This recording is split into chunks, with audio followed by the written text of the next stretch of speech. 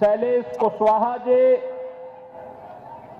पूर्व प्रत्याशी बेतिया राणा विजय सिंह जी, विधानसभा संयोजक सुशील कुमार जायसवाल जी, प्रदेश कार्य समिति सदस्य विजय रंजन ठाकुर जी,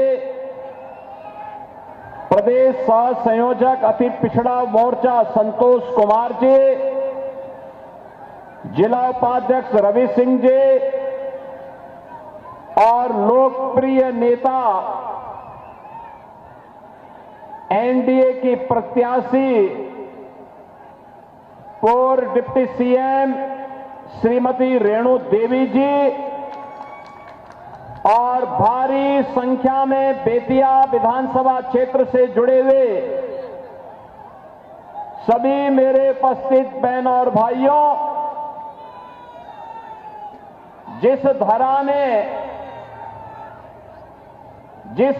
ने मोहनचंद करमचंद गांधी को महात्मा गांधी के रूप में जग विख्यात किया हो, जिस धरा ने ब्रिटिश हुकूमत की चूलों को चंपारण सत्याग्रह के माध्यम से हिलाने का कार्य किया हो, जिस धरा ने कांग्रेस के द्वारा जब लोकतंत्र का गला घोंटा जा रहा था, उस समय की निरंकुश तानाशाही कांग्रेस की सरकार के खिलाफ हुंकार भरी हो, जिस धरा ने सामाजिक न्याय का एक न्याय इतिहास रचा हो, जिस तरह में माता जानकी ने जन्म लेकर के साक्षात लक्ष्मी का अवतार बनकर के लोक कल्याण का मार्ग प्रशस्त किया हो, ऐसी पावन धरा को कोटि कोटि नमन करते हुए मैं आप सबका हृदय से अभिनंदन करता हूं। बहन और भाइयों, यूपी और बिहार एक साझी विरासत के प्रतीक है। हमारा रिश्ता, हमारा संबंध ऐसे ही है जैसे श्री राम और माता सीता एक साझे, एक दूसरे के साथ पवित्र संबंधों के साथ जुड़े हुए हैं। कोई इसे अलग नहीं कर सकता और यही पवित्र संबंध उत्तर प्रदेश और बिहार के बीच में आज भी उसी रूप में बने हुए हैं। बहन और भाइयों, बिहार का अपना गौरवशाली इतिहास है। महात्मा बुद्ध को जब ज्ञान प्राप्त करना था, बिहार की धरती से ही ज्ञान प्राप्त हुआ। 24वें तीर्थंकर भगवान महावीर इसी बिहार की धरती में जन्मे थे। देश के पहले राष्ट्रपति डॉक्टर राजेंद्र प्रसाद बिहार की देन है। लोकनायक जयप्रकाश नारायण और जननायक कर्पूरी ठाकुर भी बिहार की देन है। बहन और भाइयों, बिहार, जिस बिहार ने मैथिली और भोजपुरी की इस संस्कृति को छठ के माध्यम से वैश्विक पहचान दी, ऐसी शारदा सिन्हा इसी बिहार की उपज है। ये बिहार शास्त्रीय संगीत की ध्रुपद शैली का जन्म इसी बेतिया राजघराने में हुआ था और उसी बिहार, जिस बिहार ने भारत को गौरव प्रदान किया। भारत का स्वर्ण युग कौन था? जब पटना राजधानी थी। आचार्य चाणक्य और चंद्रगुप्त मौर्य की जोड़ी थी। भारत तब समृद्ध हुआ करता था, दुनिया का सबसे समृद्ध देश भारत हुआ करता था। लेकिन बहन और भाइयों, आजाद भारत में जो संभावनाएं बिहार के पास थी, पहले कांग्रेस ने फिर आरजेडी ने उन सपनों को धूल दूसरित करने का काम किया। बिहार के नौजवानों के सामने आरजेडी और कांग्रेस ने पहचान का संकट खड़ा किया। यहां के किसानों को अंग्रेजों की विरासत के अनुसार कांग्रेस ने भूखमरी की ओर धकेला, ने उनका शोषण किया। बिहार के अंदर जो एक समृद्ध बिहार बनने का सपना था, और समृद्ध बिहार को इन लोगों ने जंगल राज में बदल करके बिहार के नौजवानों के सामने, बिहार के नागरिकों के सामने पहचान का संकट खड़ा किया। लेकिन 20 वर्ष पहले बिहार के नौजवानों ने अंगड़ाई ली। बिहार का नौजवान जब अंगड़ाई लेता है तो कुछ नया करता है। नीतीश बाबू के नेतृत्व में एनडीए की सरकार बनती है, और एनडीए की सरकार बनने के साथ ही बिहार के अंदर सुशासन की एक आधारशिला खड़ी की गई। आधारशिला सुशासन की सुदृढ़ आधारशिला। बहनों और भाइयों, आज हम लोग आए हैं आपसे अपील करने के लिए, इसी सुशासन की सुदृढ़ आधारशिला में एक मजबूत इमारत का निर्माण करना है। समृद्ध बिहार और विकसित बिहार की प्रधानमंत्री मोदी जी की संकल्पना को आगे बढ़ाना है।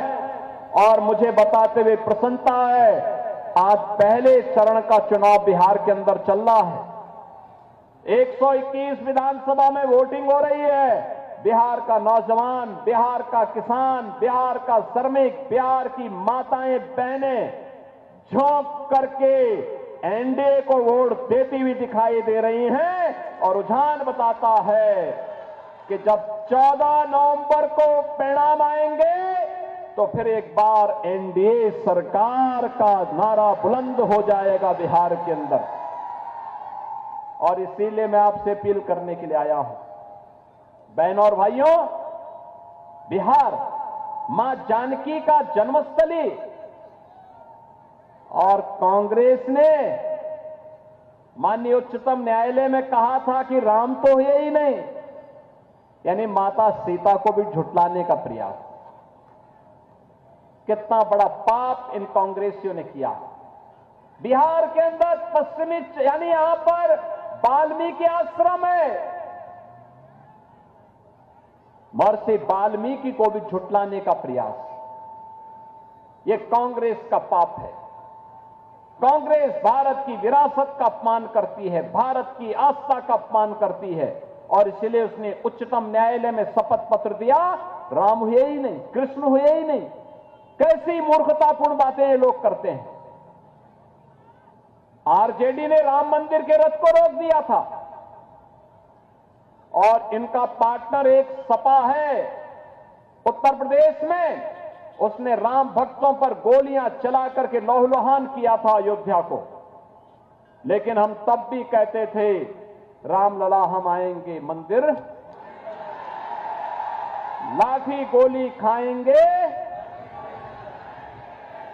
और जो कहा वो करके दिखा दिया ना। ये तब हो पाया जब मोदी जी प्रधानमंत्री और डबल इंजन की सरकार उत्तर प्रदेश में बीजेपी की थी। अयोध्या में राम मंदिर का निर्माण हो गया।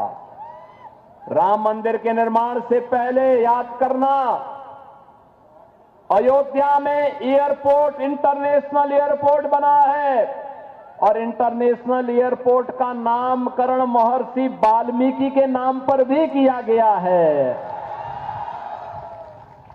वहां पर जो रसोई बनी है, जहां पे जाने वाले श्रद्धालुओं को फ्री में प्रसाद मिलता है, ये प्रसाद मिलता है माता सबरी रसोई में। और जहां रेन बसेरा बने हैं ना, ये रेन बसेरा बने हैं निषाद राज के नाम पर, निषाद राज के नाम पर। आप अयोध्या में आइए, 25 नवंबर को प्रधानमंत्री जी आ रहे हैं अयोध्या में, तब देखना अयोध्या में जो भव्य राम मंदिर का निर्माण हुआ है, बहनों और भाइयों, वहां पर भगवान राम भी हैं, राम दरबार भी है, मां जानकी भी है, लक्ष्मण जी भी हैं और हमारे बजरंग बली भी हैं।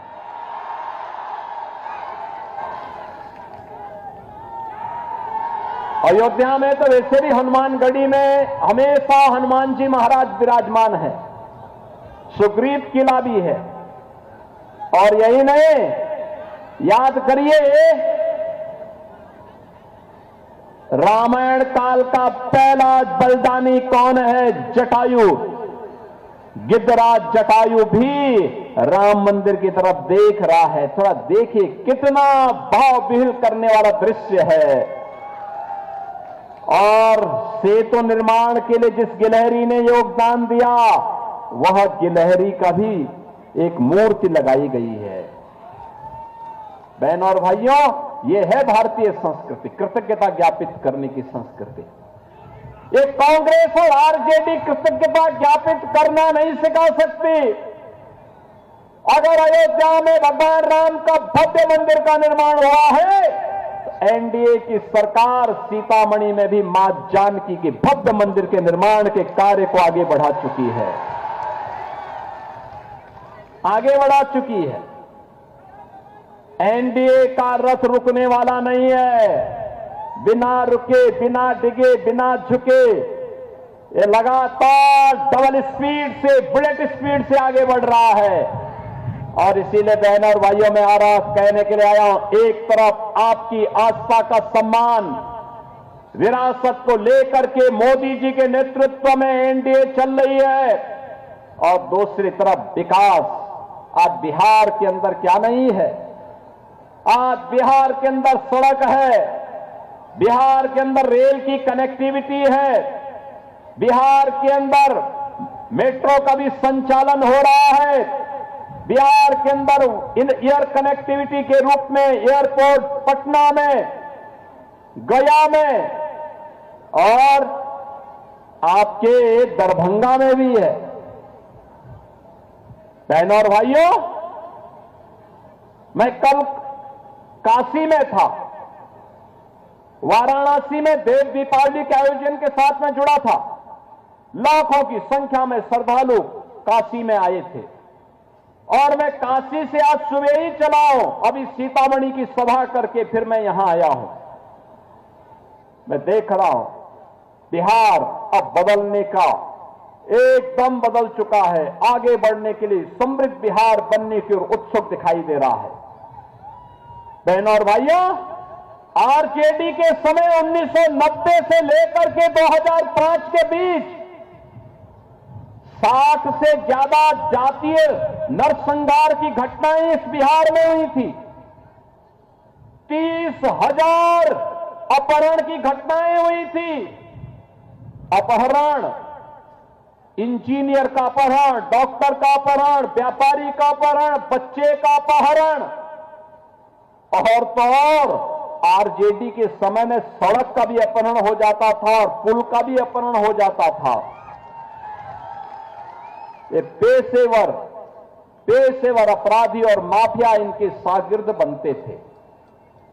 बहनों और भाइयों, इसीलिए हमने कहा, यूपी के लोगों ने कहा कि अपराधियों के खिलाफ ये इनके पार्टनर यूपी में समाजवादी पार्टी और कांग्रेस भी यूपी के अंदर यही करती थी। इन माफिया और अपराधियों को अपने गले मिला करके चलती थी, जनता का शोषण करते थे। हमने कहा ये नहीं चलेगा, ये नहीं चलेगा। आज हमने कहा यूपी में तो नौजवान रहेगा मस्त, उसको नौकरी मिलेगी, उसके लिए रोजगार का सृजन करेंगे, फ्री में एजुकेशन की व्यवस्था करेंगे, बहन और बेटियों की सुरक्षा भी करेंगे, सम्मान भी देंगे, स्वावलंबन के लिए भी आगे बढ़ाएंगे। लेकिन माफिया को रौंद डालेंगे और इसके लिए बुलडोजर से धड़ाधड़ चला करके आज उसको पूरी तरह रौंद दिया गया है। मैं कल ही लखनऊ में एक दुर्दांत माफिया के द्वारा गरीबों की जमीनों पर कब्जा करके बड़ी हवेली बनाई गई थी, एकदम डीजीपी आवास के सामने। मैंने देखा, एक बार मैं उधर से जा रहा था, मैंने कहा ये हवेली किसने बनाई है? तो पता लगा कि एक माफिया ने। हमने कहा इसको कब्जे में ले लो। लोगों की समझ में नहीं आ रहा था क्यों कब्जे में ले रहे हैं। हमने कहा कब्जे में लो, मैं बताऊंगा क्या करना है। और बहनों और भाइयों, कब्जे में लिया गया, फिर उस हवेली पे बुलडोजर चलवाया गया और फिर उस हवेली पर हमने आवास बनाए। 72 गरीबों के लिए हाई राइज बिल्डिंग बनाई, ऊंची ऊंची बिल्डिंगें बनवाई हैं और कल उन सबको चाबी सौंप करके आया हूं मैं बिहार चुनाव में। ऐसे ही प्रयागराज में भी हम लोगों ने किया था। ये माफिया और इन पेशेवर अपराधियों को कभी भी सत्ता का स्वाद नहीं चखने देना चाहिए। जब भी चखाओगे तो इसकी कीमत चुकाओगे। बहनों और भाइयों, मैं आपको आह्वान करने के लिए आया हूं, करने की इच्छा शक्ति होनी चाहिए। कैसे मोदी जी ने भारत को बदला है। आज भारत में विकास भी है, विरासत का सम्मान भी है, गरीबों का कल्याण भी है। जो कार्य कांग्रेस 70 वर्षों में नहीं कर पाई, 65 वर्षों में नहीं कर पाई, मोदी जी ने 11 वर्ष में करके दिखा दिया। याद करिए, बिहार के अंदर, देश के अंदर तो ही, बिहार के अंदर भी अब मेडिकल कॉलेजेज है, इंजीनियरिंग कॉलेज है, एनआईटी है, आईएम है, एम्स है और चिकित्सालयों की भी एक लंबी श्रृंखला है। आपके तो सांसद भी चिकित्सक हैं। उनके पूज्य पिता डॉक्टर मदन प्रसाद जायसवाल जी भी बहुत अच्छे चिकित्सक थे। हम लोग एक ही साथ दिल्ली में रहते थे। और बहनों और भाइयों, यही कहने के लिए मैं आज आपके पास आया हूं। आज बिहार के अंदर वो सब कुछ है जो बिहार को आगे बढ़ाने के लिए एक सुदृढ़ नींव का काम करेगी। मोदी जी ने 80 करोड़ गरीबों को फ्री में राशन, 50 करोड़ गरीबों को 5 लाख रुपए प्रतिवर्ष स्वास्थ्य की सुविधा। कहीं भी देश के अंदर जाइए स्वास्थ्य की सुविधा, कहीं भी देश के अंदर जाइए, बिहार का नौजवान अगर अपना राशन कार्ड लेकर के तमिलनाडु में जाएगा, कश्मीर में जाएगा, वहां भी उस बिहार के राशन से, राशन कार्ड से वहां भी राशन ले सकता है, कोई मना नहीं कर सकता है। One nation one ration card. आप याद करिए, 46 करोड़ गरीबों के बैंक में अकाउंट खोल देना। ये कांग्रेस और आरजेडी की दलाली को मोदी जी ने जैसे पूरी तरह रोक दिया है। गरीब का पैसा गरीब के खाते में जाएगा। जहाँ भक्ति है हर शब्द में, कथाओं में छुपे हैं दिव्य रहस्य और ज्योतिष देता है जीवन को दिशा। धर्म से जुड़ी हर बातों को जानने के लिए हमारे चैनल स्तुति को सब्सक्राइब करें। चैनल पर जाने के लिए इस लिंक पर क्लिक करें।